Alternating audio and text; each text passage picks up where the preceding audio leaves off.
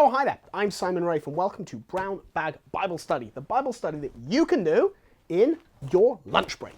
Now, this is an introduction to Scripture, which will give you some information that you might not have known and also encourage you to read the Bible. But most importantly, it's presented in little bite-sized pieces which are perfect to fit in with our busy lifestyles today. Every week, I'm going to be concentrating on a small part of Scripture, either one of the 73 books of the Bible or a group of related books, and I'll be bringing you interesting facts and information to help you understand it better. I'll also be including links to further reading, articles, books, web pages, and so forth, which will help you learn to love sacred Scripture even more.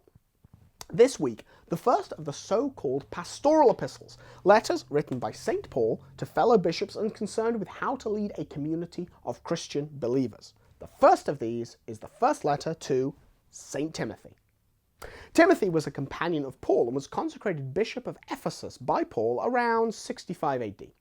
According to tradition, he was martyred in the later years of the 1st century AD by an angry crowd of pagans. Timothy was trying to prevent a procession of idols, pagan celebrations, and songs, and the people in this pagan pride parade attacked and beat him to death.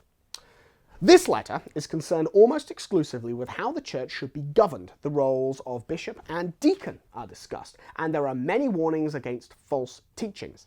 The very specific language used in this letter has been used by those challenging the church's teaching on priestly celibacy, and it is important to remember that there is no correct interpretation of Scripture outside the teaching of the church.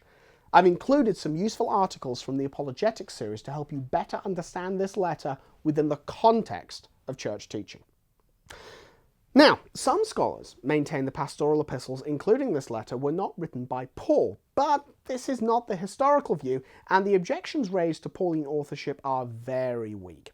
It is important to remember that Paul was writing towards the end of his life and was writing to faithful Christians. These two factors may account for the relative timidity of the pastoral epistles. They are not designed to shake up faltering Christians, but to support and nurture the successors Paul knows he will be leaving behind as his martyrdom approaches.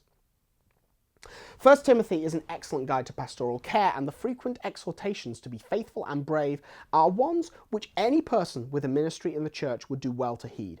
But don't think the advice just applies to priests.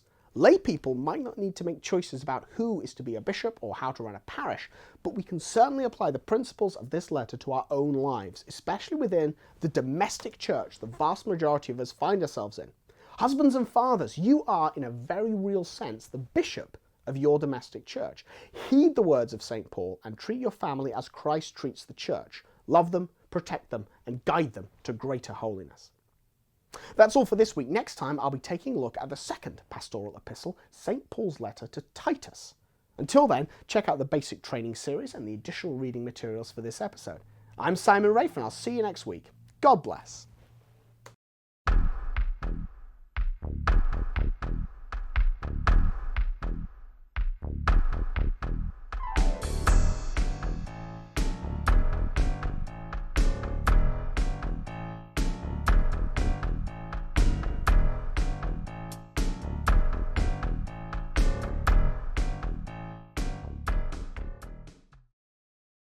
To learn more about the place of Scripture in the lives of Catholic Christians, I urge you to read Pope Benedict's apostolic exhortation Verbum Domini.